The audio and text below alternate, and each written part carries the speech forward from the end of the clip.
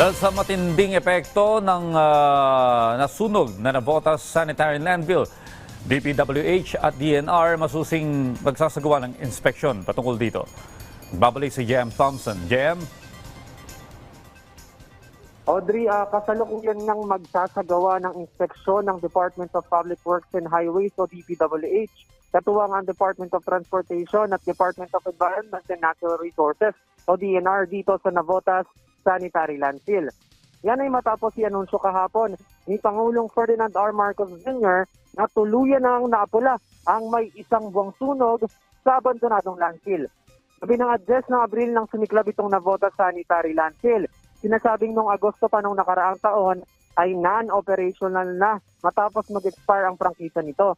Nagdulot naman ng malawakang epekto ito sa ilang bahagi ng mga karatig na lugar dito sa Metro Manila, lalo na nga ang Obando, Bulacan.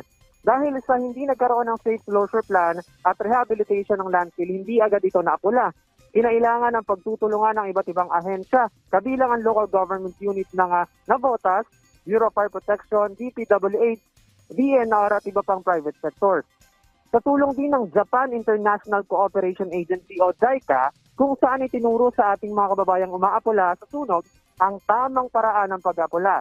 Inatasan din ng Pangulong Ferdinand R. Marcos Jr. ang mga ahensya ng pamahalaan na ipagpatuloy ang 24/7 monitoring sa lugar, kabilang na ang air and water testing, thermal scanning para matiyak na nawala ng natitirang hotspot. Sa ngayon, kita rito sa landfill na wala ng usok na nagmumula sa ilalim ng mga basura dahil nga yan sa lupa na kanilang inilalagay para matabunan yung sunog at tuluyang itong mawala.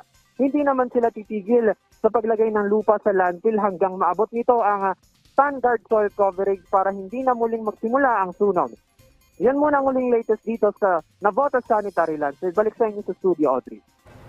Maraming salamat, JM Thompson.